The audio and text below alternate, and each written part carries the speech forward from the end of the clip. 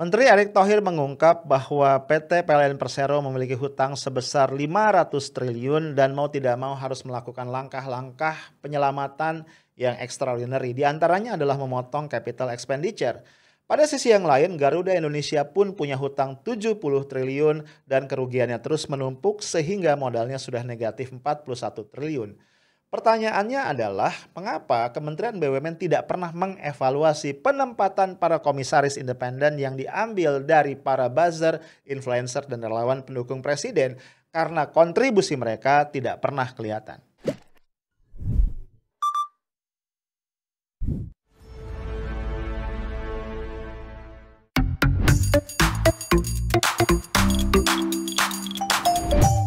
Halo guys, ketemu lagi kita di Coffee Break edisi weekend Sabtu 5 Juni 2021. Gimana kabar lu hari ini? Udah jalan-jalan kemana aja? Ya tetap ya, jaga protokol kesehatan supaya kesenangan, kegembiraan, kebahagiaan kita nggak berganti dengan musibah. Oke? Bro, gue pengen ngajak lu ngobrolin tentang utang. Lu punya utang nggak? Kayaknya beberapa di antara lu wajahnya adalah wajah yang penuh dengan hutang ya. Bercanda, jangan baper ya, gue juga punya utang ya. Tapi utang kita mungkin ukurannya ya ratusan ribu atau jutaan, maksimal mungkin puluhan juta ya. Itu aja lagi bikin kita pusing. Nah ini gue baru baca berita nih ya. Menteri Erick Thohir mengatakan bahwa utang PT PLN Persero, ini salah satu BUMN kita yang paling besar dengan aset yang luar biasa, itu sudah mencapai 500 triliun. Ayo, 500 triliun nolnya berapa? Gue pas baca kaget ya. Ini di rootnya nggak mengalami serangan jantung apa? Ya. Nah, gue sendiri nggak terlalu ngerti dan nggak detail juga ngelihat ini 500 triliun ini kenapa ya sampai hutangnya segede itu ya. Tapi bro, kemudian Erick Thohir mengatakan perlu ditempuh memang beberapa langkah ya untuk bisa menyelamatkan PLN dan juga mulai menyehatkan dari sisi keuangan. Antara lain misalnya Erick Thohir meminta kepada PLN untuk memotong CAPEX ya. CAPEX ini singkatan dari Capital Expenditure. Ya lu tahu ya, yang namanya perusahaan itu untuk dia bisa bertumbuh, untuk dia bisa growth ya, maka dia harus invest di dalam barang-barang modal ya, fix asset lah gampangnya gitu. Kalau di PLN itu mungkin di pembangkit ya atau di berbagai bentuk fix asset yang lain. Nah, Erick Thohir minta agar investasi pada CAPEX itu di-cut ya sampai 50%. Nah, kabarnya ya manajemen PLN sudah melakukan langkah-langkah ini dan sejauh ini sudah mampu memotong CAPEX sekitar 24%. Ya kita nggak tahu apakah ini cukup signifikan untuk bisa membuat PLN menjadi jauh lebih sehat. Nah, pada sisi yang lain bro, Erick Thohir juga meminta agar manajemen PLN ini melakukan renegosiasi dengan penyedia atau pembangkit listrik swasta. Ya, karena lu tahu ya, di dalam perundang-undangan yang berlaku, PLN ini punya kewajiban untuk membeli listrik yang diproduksi atau dibangkitkan oleh pembangkit listrik swasta dan kemudian menyalurkannya kepada para konsumen PLN. Mungkin lu dengar ya beberapa waktu belakangan ini santer banget kabar tentang kelebihan supply, oversupply dari listrik PLN.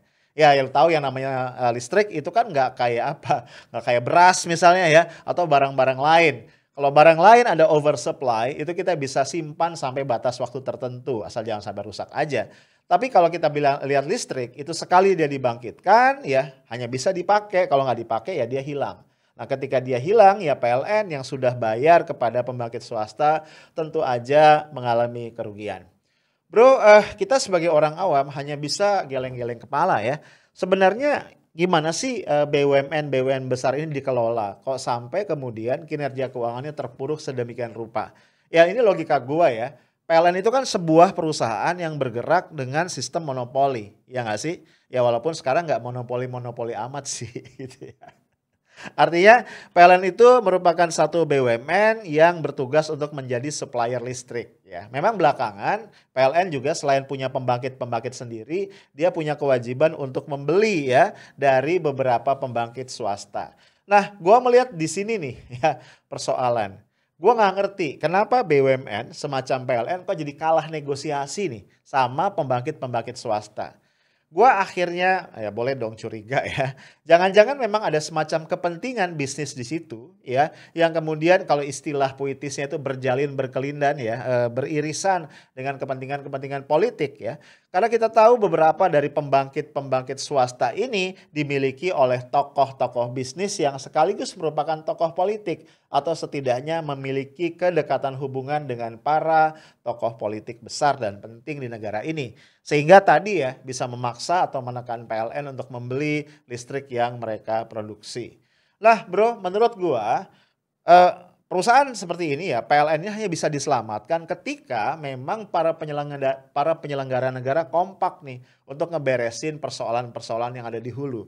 Ya tadi maksud gua, kalau misalnya PLN terus dibebani dengan hal-hal yang tidak terkait dengan perhitungan bisnis ya, ada kepentingan politik di situ, mungkin kepentingan ya yang nggak jelas lah ya. Ini gua rasa akan sangat sulit untuk menyelamatkan PLN ke depannya. Dan satu lagi ya menurut gua, sampai hari ini ya kita nih sebagai konsumen ini nggak pernah mendapatkan informasi yang terbuka sebenarnya. Misalnya gini ya, kalau kita bayar harga 1 kWh listrik ya, yang kita konsumsi, yang kita pakai, kita tidak pernah tahu sebenarnya seperti apa sih komposisi biaya ya dari PLN di dalam memproduksi listrik. Kita tidak pernah tahu apakah harga yang kita bayar itu pantas atau tidak. Kita juga tidak pernah tahu apakah misalnya PLN itu sudah beroperasi secara cukup efisien sehingga kemudian cost of production-nya itu reasonable. Nah, kita tantang nih ya Menteri Erik untuk membuktikan bahwa memang ada niat baik ya dari pemerintah, dari Kementerian BUMN untuk menyehatkan PLN. Guys, PLN bukan satu-satunya BUMN kita yang sedang sakit dan bisa dikatakan sakit parah. Salah satu yang lain adalah Garuda Indonesia. Ini adalah maskapai penerbangan kebanggaan kita, satu-satunya maskapai yang merupakan flag carrier Indonesia. Namanya aja Garuda Indonesia. Nah, kita tahu beberapa waktu yang lalu ya, Garuda ini beberapa kali mendapatkan predikat ya sebagai maskapai penerbangan terbaik ya untuk kalau nggak salah kelas ekonomi ya. Jadi ini kan prestasi yang menurut gua luar biasa. Jadi kalau kita lihat di istilahnya di front line-nya ya, di tampak depannya Garuda ini mentereng ya. Kita bangga nih punya maskapai seperti Garuda. Tapi sayangnya bro, di dapurnya ini ternyata punya persoalan-persoalan yang luar biasa. Lu bayangin aja ya, Garuda ini sekarang mendulang rugi. Kalau ada orang mendulang untung ya, ini mendulang rugi. Belasan triliun ya. Dan ini dampaknya dahsyat ya. Utang Garuda itu sudah di atas 70 triliun. Dan menurut keterangan dari Direktur Utama Garuda sendiri, setiap bulan Garuda terpaksa menambah utang 1 triliun. Gila kan? Itu per bulan. Nah dampaknya apa? Ya lu tahu kalau ngerti akunting ya sedikit laporan keuangan, kita bicara balance sheet atau neraca. Ekuitas ya atau modal Garuda itu sudah negatif 41 triliun. Lu bayangin ya. Jadi kalau kita lihat neracanya nih ya, itu utangnya 70 ya. Kemudian modalnya negatif 41, itu berarti asetnya itu sudah kurang dari 30 triliun. Nah, ini kondisi dari Garuda yang sangat parah. Nah, di podcast sebelumnya gue pernah bahas ya, salah satu komisaris Garuda yaitu Peter Gonta itu pernah bersurat ya belum lama ini kepada Dewan Komisaris Garuda Indonesia. Intinya dia minta agar para komisaris itu tidak lagi menerima pembayaran honor setidaknya sampai RUPS yang akan datang, di mana segala masalah yang berkaitan dengan dapur dari Garuda ini bisa dikelirkan, bisa dibongkar, bisa diangkat ke permukaan dan kemudian dibahas dengan tuntas. Nah, yang menarik dalam surat tadi ini kita tayangin lagi ya, Peter Gonta mengatakan bahwa ini terjadi karena beberapa sebab. Dia mengatakan sebagai komisaris dia cukup paham nih apa yang terjadi. Banyak sebab ya yang dituliskan oleh Peter F. Gonta di situ. Misalnya mengenai masalah rute ya. Jadi banyak banget rute-rute yang merugi itu ternyata tetap dipertahankan. Juga masalah hubungan dengan lessor. Kita tahu ya bahwa yang namanya pesawat itu kan rata-rata leasing. Nah kalau bayangin kalau misalnya ada kong kali kong ya dengan lessor gitu ya. Antara Garuda dengan lessor, manajemen Garuda dengan lessor. Ini harga bisa melambung tinggi dan akibatnya Garuda akan menanggung kerugian. Kemudian juga ada beberapa sebab yang lain, antara lain yang nampaknya ya kerasa signifikan bagi Peter Gonta adalah seringnya Kementerian BUMN yang merupakan perwakilan pemerintah sebagai pemegang saham Garuda itu mengambil keputusan-keputusan strategis tanpa melibatkan komisaris, sehingga dalam bahasa gampangnya nih komisarisnya gabut gitu ya. Lah bro, gue cuman membayangkan ya, kalau apa yang disampaikan nih, poin-poin yang dikatakan oleh Peter F. Gonta ini benar, kita bisa bayangkan itulah kondisi governance ya. Itulah kondisi tata kelola dari BUMN kita. Dan bisa jadi bukan cuma Garuda. Artinya apa? Artinya BUMN sebagai satu institusi bisnis terlampau banyak dibebani dengan ya beban-beban yang non bisnis. Pertimbangan-pertimbangan non bisnis yang notabene adalah pertimbangan politis. Nah, kita lihat apa suara dari Erick Thohir mengenai kondisi Garuda yang tadi tidak sehat itu. Kalau kita lihat analisis atau statement yang disampaikan Erick Thohir secara umum ya, itu membenarkan pointers-pointers yang ada dalam surat dari Peter F. Gonta. Mungkin kecuali tadi ya, poin bahwa banyak keputusan diambil oleh menteri, oleh Kementerian BUMN tanpa melibatkan komisaris. Bisa jadi Erick Thohir nggak setuju poin itu. Tapi beberapa poin yang lain dia membenarkan ya. Misalnya satu yang gue catat ada dua ya. Yang pertama adalah masalah tadi rute. Ya, menurut Erick Thohir ya, dengan kita melihat profil misalnya wisatawan, ya, yang berkunjung ke tempat-tempat wisata ke daerah-daerah di Indonesia, itu di atas 70% adalah wisatawan domestik dan hanya sekitar 20% aja yang merupakan wisatawan mancanegara. Ditambah lagi dengan kondisi pandemi saat ini. Dalam kondisi seperti itu, menurut Erick Thohir, Garuda Indonesia mestinya itu fokus ya, mestinya fokus pada rute-rute dalam negeri yang menguntungkan. Nah, dalam hal ini Erick Thohir juga menegaskan perlunya bekerja sama, perlunya membangun kesepahaman dengan Kementerian Perhubungan sehingga bisa dibuat sebuah sistem ya bahwa tidak semua bandara di Indonesia itu terbuka terhadap penerbangan asing. Ya hanya beberapa bandara saja bisa mendarat di bandara tersebut ya, maskapai-maskapai asing, mau penumpang-penumpang dari luar negeri, dan setelah itu penumpang tadi ketika akan menuju ke kota-kota lain di Indonesia itu bisa diangkut oleh pesawat dari maskapai Garuda Indonesia atau dari maskapai-maskapai domestik lainnya. Tentu aja yang belum bangkrut ya. Karena kita tahu banyak banget nih maskapai yang kelepek-kelepek nih ya, yang kemudian kolaps dalam situasi krisis ekonomi sekarang ini. Nah, gue cukup cukup positif lah menanggapi usul dari Erick Thohir. Walaupun juga kita perlu pertimbangkan ya reputasi Garuda nih. Gue hanya khawatir aja kemudian nanti Garuda nggak ada lagi nih di percaturan dunia penerbangan global ya. Gue nggak ngerti sih. Tapi kebayang aja kalau nanti Garuda akan kembali menjadi jago kandang. Ya mudah-mudahan enggak ya. Kemudian yang kedua bro, Erick Thohir juga menyoroti persoalan yang berkaitan dengan lessor.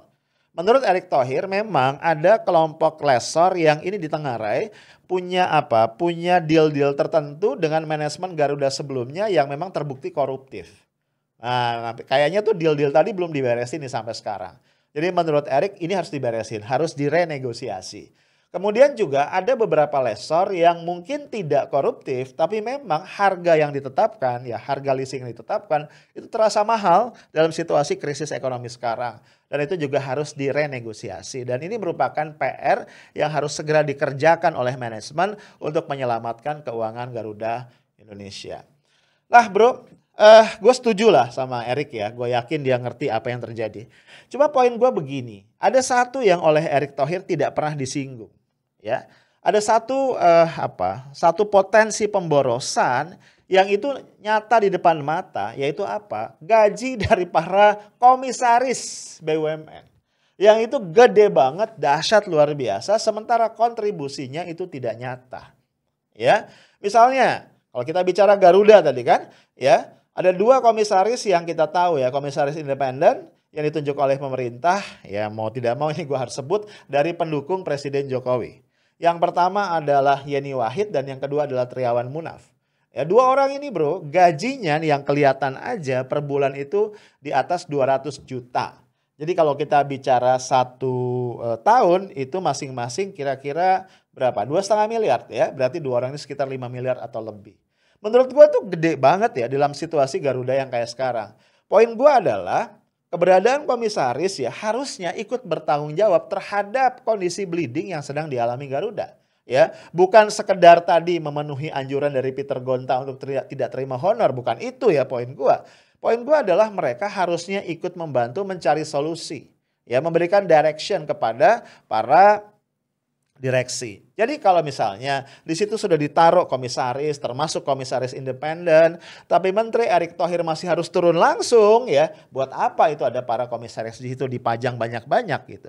Nah, ini yang nggak pernah disinggung oleh Erick Thohir dan ini yang bikin gua kecewa ya. Ini semakin membuat ya sebagian publik berasumsi memang komisaris-komisaris independen itu ditaruh di situ sekedar sebagai upaya untuk memberikan balas jasa atas dukungan mereka kepada Pak Jokowi di dalam Pilpres yang lalu. Nah, dugaan-dugaan seperti ini kalau nggak ditepis dengan apa tindakan nyata menurut gua bahaya. Guys, kalau kita flashback ke belakang ya, PLN dan Garuda bukan sekali ini aja nih mengalami krisis keuangan yang parah. Sebelumnya juga udah pernah. Ya, dan belakangan kita lihat dalam beberapa berita, Riza Ramli ini Menko Perekonomian di zaman Presiden Gus Dur itu menceritakan pengalaman dia ketika membantu recovery ya, melakukan recovery dari kondisi keuangan yang parah dari kedua perusahaan ini. Dan Riza Ramli menekankan recovery tadi tidak mungkin bisa dilakukan kalau langkah-langkah yang diambil pemerintah tetap business as usual. Jadi harus out of the box. Ya, misalnya Riza Ramli bercerita bagaimana untuk menyelamatkan PLN. Waktu itu PLN ya, di Rut PLN direksinya datang ke kementerian ngemis-ngemis nih minta suntikan modal dari pemerintah, berarti dari APBN gitu ya. Tapi Riza Ramli menolak dan meminta agar direksi Garuda duduk bareng dan kemudian mencari cara-cara terobosan yang baru. Salah satu cara yang dilakukan waktu itu adalah melakukan revaluasi terhadap aset-aset PLN. Dan ini kemudian menyebabkan kondisi PLN keuangannya membaik dan modal yang tadinya minus bisa menjadi positif dan mulai meraih keuntungan. Jadi keuangannya kembali sehat. Hal yang mirip terjadi dengan Garuda ya. Waktu itu kondisinya juga sangat parah dan kemudian para kreditor dari Eropa mengancam kalau utang-utang Garuda tidak segera dibayar, maka mereka akan menyita pesawat-pesawat yang digunakan oleh Garuda. Nah, ternyata Riza Ramli kemudian melakukan ancaman balik. Ya, karena dari data yang dia peroleh, banyak sekali pembelian pesawat tadi dilakukan dengan markup yang sangat tinggi. Nah, dia mengancam bahwa dia akan membawa nih para kreditor tadi, bank-bank tadi ke pengadilan internasional di Frankfurt untuk menuntut apa yang sudah mereka lakukan. Akhirnya bank-bank tadi merasa ketakutan ya, tanda kutip, khawatir dan akhirnya minta damai. Akhirnya dilakukan renegosiasi sehingga Garuda bisa diselamatkan. Nah, yang menarik kemudian ya, ada netizen nih ya yang bilang untuk kehormatan bangsa dan negara nih harusnya DPR dan pemerintah mengajak dan melibatkan Riza Ramli untuk menyelamatkan Garuda. Dan sebagai imbal baliknya ini mungkin bisa diberikan apa yang selama ini dituntut oleh Riza Ramli yaitu presidensial threshold 0%. Dan usulan dari netizen ini disambut positif oleh Riza Ramli. Nah menurut gua ya gini, PLN dan Garuda ini dua BUMN kebanggaan kita itu satu. Dan yang kedua, dua-duanya ini mengurus hajat hidup orang banyak ya. Satu adalah energi listrik, satu lagi adalah transportasi udara. Gue sependapat sih ya, kayaknya kalau pemerintah DPR itu pakai gengsi-gengsian atau kemudian juga pakai langkah-langkah yang biasa, kayaknya duanya akan bakal kolaps. Kalau memang betul ya Riza Ramli punya proposal untuk menyelesaikan persoalan keuangan kedua perusahaan tadi dengan masuk akal, logis dan itu pasti membuahkan hasil, kenapa enggak ya? Kenapa enggak dicoba menurut gua? Ini sekaligus untuk mengetes betulkah ya rejim yang berkuasa saat ini mengedepankan kepentingan rakyat bukan kepentingan politik kelompok tertentu. Apa ruginya sih menghapus presidensial threshold ya?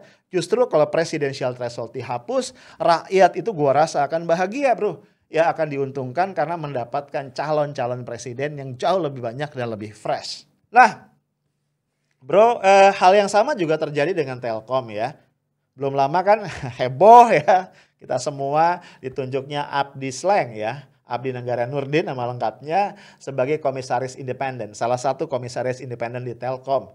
Ya kita tahu kalau dari laporan keuangan sebelumnya komisaris independen Telkom itu kan kira-kira ya gaji dan segala macamnya kalau dijumlahin itu antara 1,4 miliar sampai dengan 11,3 miliar per tahun.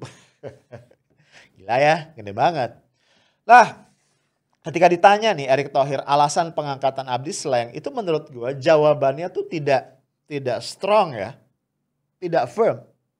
Karena kata dia, salah satu alasannya adalah karena Abdi Sleng ini ya adalah orang yang banyak berkecimpung di haki, kemudian juga di konten-konten lokal gitu ya. Sehingga diharapkan nih pengangkatan Abdi Sleng ini bisa kemudian menguatkan Telkom dari sisi konten-konten lokalnya.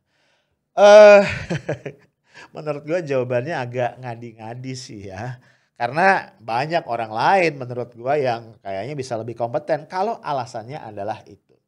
Nah akhirnya kemudian ya orang kan jadi nyari ya. Apa sih kaitan Abdi Sleng dengan segala sesuatu yang terjadi ini?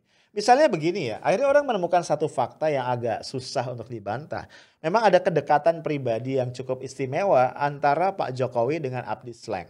Ya kita tahu ya bagaimana Abdi Sleng menciptakan lagu, bagaimana Abdi Sleng ini bersama grupnya tentunya ini yang menggelar konser dua jari dan seterusnya dan seterusnya. Pendukung setia Pak Jokowi lah sejak periode pertama.